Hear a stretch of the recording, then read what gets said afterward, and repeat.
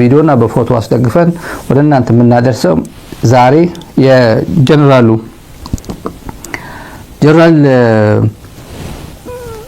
ብርጌደር ነው። ኢንፋክት ገና አዲስ ጀማሪ ጀነራል ነበር። በቅርብ ጊዜ ነበር የተሾመው። አስናቀ አይተነው መንግስቴ ነው የሚባለው። ያሳዝናል። እውነቴን ነው። ቤተሰብ አለው፣ ልጆች አሉት። ባክግራውንዱን ሄደን ወደ ኋላ ሄደን የሚያውቁት ሰዎች ወደ ብዙ ዝርዝር መሄድ ፈለግንና መስከረም ነው ጀነራል ነው አሁን ያለፈው። ግንቦት ላይ ነው ያለነው። 9 ወሩ ነው ገና ብርጌደር ጀነራልነት የገባው። የሊስት ላይ ገብተን ከባክግራውንድ ማለት ነው ጎግል አድርገን ያገኘነው ሊስት ላይ እዚህ ጋር አለ። ከጀነራሎቹ ቀጥሎ እነ ጌታቸው ጉዲና የተሰጣቸው ጊዜ ማለት ነው። ይሄ በብርጌደር ጀነራል ላይ ስክሪንሾት ብትወስዱት ይሄ ወሰዱት ከፈለጋቸው ስክሪንሾት ወሰዱትና 20ኛ ላይ ይገኛል። ከብርጌደሮቹ ላይ ከኮሎኔል ወደ ብርጌደር ካደጉት 20ኛ ላይ ነው የሚገኘው።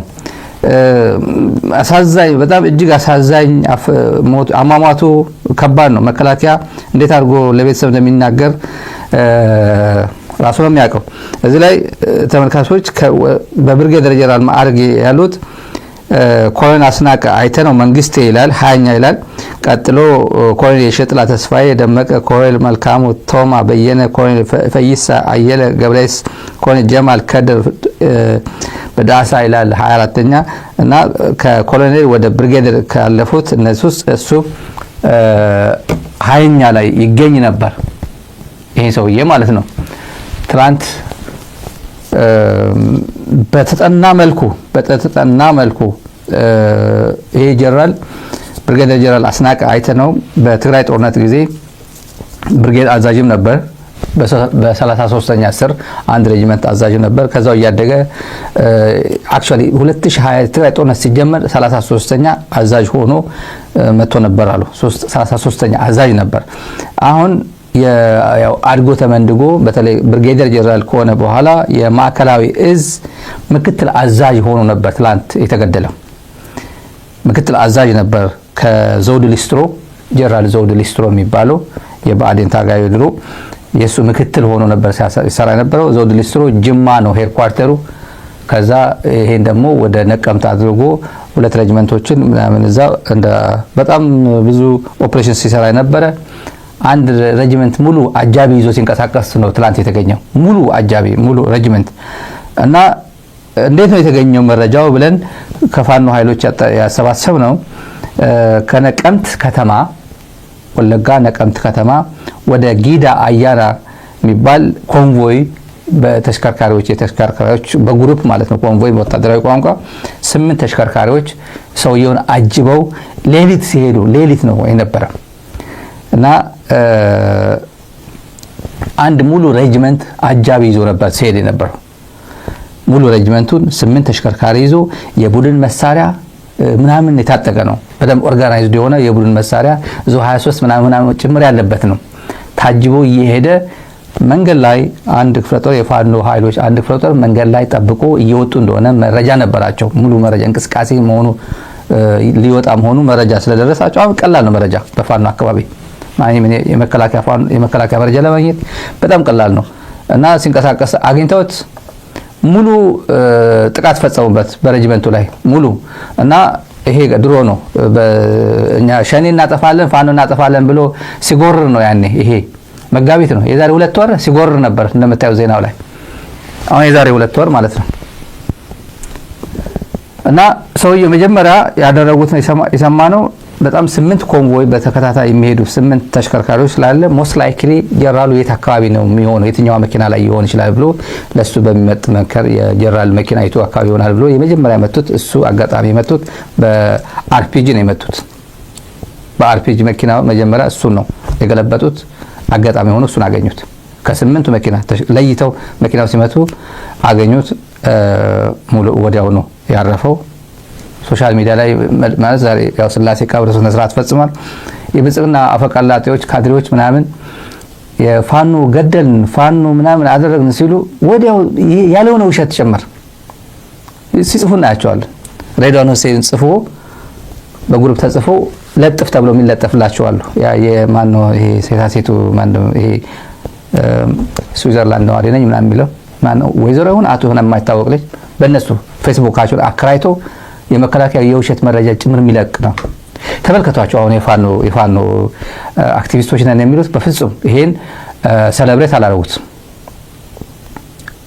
አላረጉትም። አንደኛ ወታደር ነው ከፍቶት መጥፎ መንግስት ደርሶበት ነው እንጂ ብርጌደር ጀነራል ስንት ዓመት ኢትዮጵያ ሲያገለግል የነበረ ሰው ነው። ይሄ ሰውዬ በትግራይ ጦርነት ላይ ያስገብቶ እሳት ውስጥ ቢከታቸውና በእርስ በርስ ጦርነት ቢያሳትፋቸውም ቢያንስ በቃ አንደኛው የራሳቸው ልጅ ነው። አማራ ነው ሰውየው።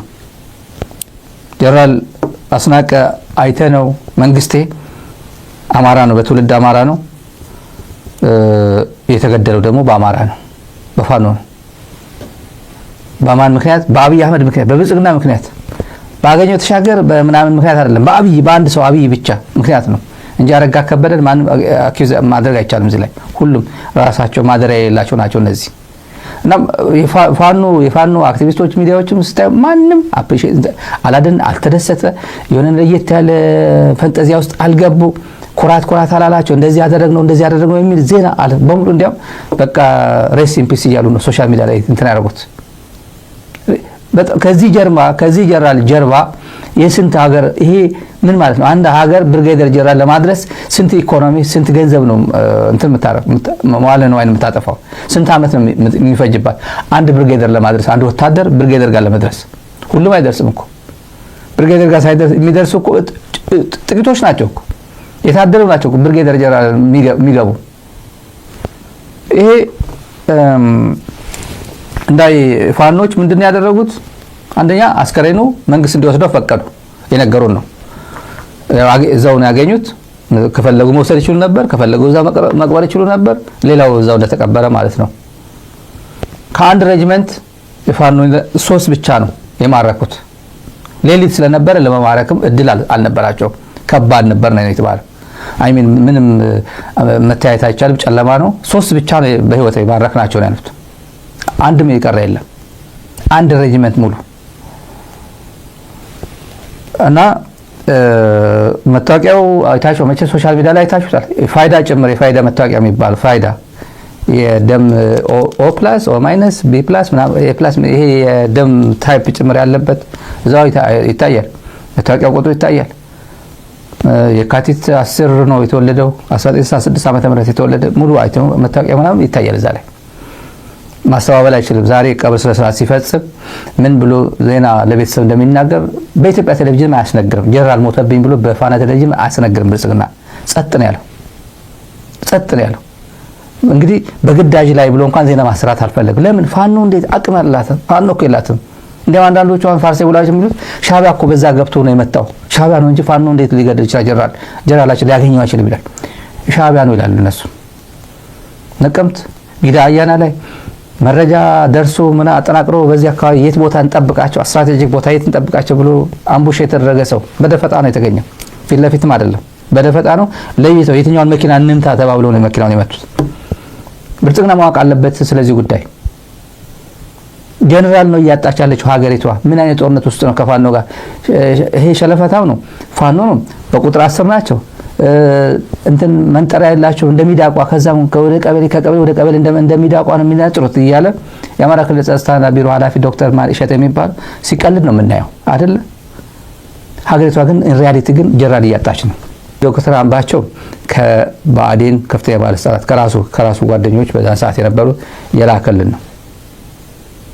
ትልቅ ሰው ናቸው፣ ያላኩልን ልበል።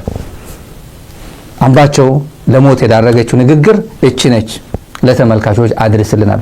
ምክንያቱ ከትግራይ ጋር ጦርነት አልፈልግም ብሏል። አብይ ነግሮታል ቃል በቃል። እኔ ከጦርነት አማራ ክልል ወደ ጦርነት እንዲገባ አልፈልግም። ምክንያቱም ጦርነት እየፈለገ እንደነበር አብይ ተናግሯል። ትግራይን ልክ አስገባዋለሁ እያለ ነበር። ትግራይን ህወሓት ይል ነበር። እኔ ከትግራይ ጋር ምንም አንፈልግም፣ የአማራ ህዝብ ከትግራይ ጋር ጦርነት ውስጥ እንዲገባ አልፈልግም ብሎታል ቃል በቃል። ክላስ መድረክ ላይ ለትግራይ ህዝብ ጥሪ አቅርቧል። ከኢትዮጵያ ሁሉም አጎራባች ክልሎችም ብሔር ብሔረሰቦችም የአማራ ህዝብ መልካም ጉርብትና እንዲኖር ይፈልጋል። እዚህ ላይ ደግሞ እንሰራለን የሚል ጥሪ አደረገ። አብይ አልወደደውም። ይሄን የጀነራል ሰዓረ ደግሞ እኔ ፖለቲካ ውስጥ አንገባ፣ አርሚ ፖለቲካ ውስጥ መግባት የለብህም፣ እኛ የህገ መንግስት አክባሪዎች ነን፣ ሀገር ጠባቂዎች ነን። ፖለቲከኞች እንደፈለጉ ይቧቀሱ፣ ፖለቲካ ነው። የሀገር ጉዳይ ግን ይሄ ሰራዊት ነው ብሎ ሲናገር አንተ ምን አገባ ነበር የሚለው ነበር። እንደዛ ነበር ወይ ኢህአዴግ ጊዜ ይሄ ሰራዊት ፖለቲካ ውስጥ አይገባም ነበር ወይ እያለ እንትን ያደርገው ነበር፣ ሪዲኩል ያደርገው ነበር። እንቀጥላለን። በጣም በጥሞና መከታተል ያለባችሁ ወሳኝ ቪዲዮ ነው። በሌላ በኩል የክልላችን ህዝቦች ማለትም የአማራን፣ የአገው ሆምራን፣ የአገዋዊን፣ የኦሮሞን፣ የአርጎባንና የቅማንትን ወንድማማችነት በማበልጸግ ከመቼውም ጊዜ በላይ ስር ሰዶና ደምቆ የሚታይ ፍቅርና መተማመን ላይ የተመሰረተ የአንድነትና የመተሳሰብ መንፈስ እንዲሰፍን ማድረግ የሚያስችል ሁለንተናዊ ሥራ የምንሰራ ይሆናል። ከዚህም አልፎ የክልላችን ህዝብ ከሌሎች የኢትዮጵያ ህዝቦች ጋር በመሆን ከምንጊዜውም በላይ በሆነ የአብሮነት መንፈስ ተባብሮና ተደጋግፎ በመስራት መላ የኢትዮጵያ ህዝቦች ሰላምን የሚያጣጥሙበት፣ ነጻነትን፣ ፍትህን፣ እኩልነትን፣ የጋራ ብልጽግናንና ፍትሃዊ ተጠቃሚነትን የሚቋደሱበት፣ ዜጎች ከሰቀቀን ተላቀው በነጻነት ተዘዋውረው ራሳቸውን የሚያስተዳድሩበትና የሚደሰቱበት ሀገራዊ የፖለቲካ ስርዓት ለመገንባትና ጠንካራ የህዝብ ለህዝብ ግንኙነት ለመፍጠር የክልላችን ህዝብ ሙሉ ፍላጎት መሆኑን የክልሉ መንግስትም በቀጣይነት እንዳንድ አብይ ተልዕኮ ልዩ ትኩረት ሰጥቶ የሚረባረብበት መሆኑን ለመላ የኢትዮጵያ ህዝቦች ስንገልጽላችሁ በታላቅ አክብሮትና አርቆ በሚመለከት የኃላፊነት መንፈስ መሆኑን ልናረጋግጥላችሁ እንወዳለን። በዚሁ አጋጣሚ ወንድም ለሆነው የትግራይ ህዝብ በተለይ ማስተላለፍ የምንፈልገው መልእክት የቆየውን ዘርፈ ብዙ አንድነትና ወንድማማችነት በማደስ ለጋራ ሰላማችንና ብልጽግናችን ተግባብተንና ተደጋግፈን እንድንሰራ የአማራ ህዝብ ጠንካራ እምነትና ፍላጎት መሆኑን ነው። ነው ጠባቂ ትክክል ነው። ተምራችሁታል። ይህ ምን ማለት ነው? በተግባር የመለዘራችሁት የምትሄዱ ነው። ያለው ፖለቲካ ሁኔታ ሊጎተን አይገባም። እኛ ፖለቲካ ውጭ ሆነን ነው ነገሮች ሁሉ ማየት ያለብን። አርሚ ነው፣ ሰራዊት ነው፣ የታጠቅን ነው፣ የተደራጀን ነው። ለግዳጃችን ብቻ ለመወጣት ነው ብቁ መሆን ያለብን። በፓርቲዎች የሚኖር ሽኩቻ፣ በፓርቲዎች የሚኖር ፉክክር፣ በፓርቲዎች የሚኖር ልዩነት የራሳቸው ጉዳይ፣ ራሳቸው ፓርቲዎች የሚሄዱት እኛ ህገ መንግስታችንና ህገ መንግስታችን ብቻ ጠበቃለን። ስለዚህ ወደዚህ መጎተት ከጀመር ፕሮፌሽናል አርሚ ልንገነባ አንችልም። አንዷች ወደፊት ምን ማለት ነው በስፋት እንወያይበታለን። ተወያይታችሁበታል። እንደዚህ ብለን ወደ ብሔር ምናምን ወደ ፖለቲካ ውስጥ ምናምን እንገባ ከሆነ ፕሮፌሽናል አርሚ መገንባት አንችልም። እናንተም ተወያይታችሁበታል። ለወደፊት እንወያይበታለን ነው። እዚህ ውስጥ ፖለቲካ ለፖለቲከኞች ነው። ይሄኛ አርሚ ነን። ይሄ ንግግር እዚህ ቀን ሙሉ የነበረው ዲስከሽን ላይ አብይ አልወደደውም። ፕላስ ልንገራችሁ ተመልካቾች፣ እዚህ ላይ ጀራ ሰዓረ ሲነሳ ጀነራል ገዛኢ ይነሳል። አንድ አብይ አህመድ ለአንድ ወዳጁ የነገረው ልንገራችሁ እዚህ አጋጣሚ መነገር ስላለበት ነው። ገዛኢ አበራ ፕሮፌሽናል የሎጂስቲክስ ባለሙያ ነው። በጣም ጥርት ያለ በቃ ፕሮፌሽን ያለው ለየት ያለ የሎጂስቲክስ እውቀት ያለው ነው።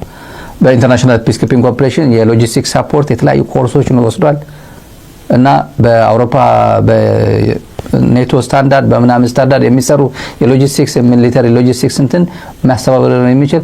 አዲስ አበባም የሎጂስቲክስ እና ምናምን አገልግሎት ይሰጥ ነበር። ሳሞራ ከመከላከያ ሲያባረው ያው ጡረታ ሲያወጣው ማለት ነው። እንደወጣ ያቋል አብይ አህመድ ያቋል ምን ያህል ኢንፍሉዌንሻል ሰው እንደሆነ ያቋል። ጡረታ ያለ ሰው ቢሆንም ግን ስቲል ሊያቀርበው ፈለገ። ምንድነው ያደረገው? የአንበሳ አውቶቡስ ምናምን አክሲዮን ማህበር የቦርድ ሊቀመንበር አደረገው። ዝም ብሎ ጠርቶ በምንም ና ታስፈልገናለህ ብሎ አመጣው እና የምናምን የሎጂስቲክስ ምናምን ቦርድ አባል ምናምን ያደረጉ የሆነ አባል አልነበረም። በኃይለ ማርያም ጊዜ ህይወቱን ብቻ ሲመራ የነበረ ሰው በጡረታ ተገሉ በራሱ ህይወት ውስጥ የነበረ ሰው ነው። ይሄን ግን ስለሚፈልገው ይሄ በጣም ከባድ ነው ኢንፍሉዌንሻል ሰው ነው ብሎ ወዲያ መጣና ሹመት በሹመት አደረገው። ቦርድ ይሄን ምራልኝ አንበሳ አውቶቡስ ምናምን አደረገው። ለምንድን ነው ይሄ ሰውዬ ጡረታ ህይወት ውስጥ የነበረ ምን እያደረክ ነው ይሏል አብይን። ያውቋል ይሄ ለማን እንደሆነ አብይ ያውቋል። ይሄንማ በረጅም ገመድ እያሰርኩት ነው አለ። በረጅም ገመድ እያሰርኩት ነው። ቪኤት ሰጡት። የመኪና ችግር አልነበረም፣ የራሱ መኪና ነበረው። ግን አዲስ ቪኤት ሰጡት። ከዛ ይሄን ቦርድ አባል እዚህ ቦርድ ሜምበር ምናምን እያለ አደረገው። ወዴት እንዳይሄድ ወደ ትግራይ ይሄዳሉ። ወደ ትግራይ ወሳኝ ሰው ነው፣ ወደ ትግራይ እንዳይሄድ እዚሁ ልሰረው ብሎ በረጅም ገመድ እያሰርኩት ነው ብሎታል። ስለዚህ ሁለቱ ጓደኛሞች ከሰዓረ ጋር አብሮ በተገናኙበት ሰዓት ጠብቀው በደንብ ካልኩሌት አድርገው እርምጃ እንዲወሰድ አደረጉ። ብርሃኑ ጁላም ወደ ትግራይ እንዲሄድ ይጎተኩተው ነበር። በቃ ልክ እንደነ አብርሃ ኳርተር ሌሎች ወደ ትግራይ የሄዱ ጀነራሎች ይሄም እንዲወጣ ከመከላከያ ጥሎ እንዲወጣ እና ሰውየው የባለጊዜነት ስሜት መጣ። ይህን ሁላ ተንከባክበው ያሳደጉት ሰውዬ ብርሃኑ ጁላ ተንከባክበው ከዝም ብሎ ከአመድ አንስተው እዚህ ያደረሱት መጨረሻ ላይ እሱንም ጭምር ወደ ትግራይ እንዲሄድ ነው የፈለገው። ኢታማዦር ሹምነቱን ወዲያው እንዲቆጣጠር ነው የፈለገው እና ሁለቱ አምባቸውም ሰዓረም ንግግራቸው በዚህ ምክንያት ነው። ሁለቱም ይሄ ቀን ነው ለዚህ ሁሉ የዳረጋቸው ነው የሚባለው። የነገረን እንግዲህ የዶክተር አምባቸው ንግግር ከትግራይ ጋር ለትግራይ ህዝብ የምናቀርበው ጥሪ አቅርቧል። ወንድማማችነታችን ጎረቤትነታችን እናጠናክር የአማራ ህዝብ እና መንግስት ሙሉ ፍላጎት ነው ሲል ኖ ያንተ ፍላጎት አይደለም ያንተ ፍላጎት ምነግር እኔ ነኝ ያለው አብይ። ማንህና አንተ ኦን ቢሃፍ ኦፍ አማራ ፒፕል አንተ ለትግራይ ህዝብ አፒል የምታደርገው ጥሪ የምታቀርበው ማንህና ነው ብሎ ነው እሱ ላይ ትኩረት ያደረገው። እንግዲህ የእሱ ጓደኛ የላከልን ቪዲዮ ነው ይሄ ንግግሩ ነው አምባቸው ለሞት የዳረገው ያሉን ነው። አብይን የገደለው አብይን ያስገደለው መብረቅ ነው ምናምን ነው። አጠገብ ያለ ሰው በሙሉ ምስክር ነው። እኛ በአይን አላየንም የሚባለው ግን በሙሉ ባዴኖች ያቀረቡልን ማስረጃ ይሄ ነው።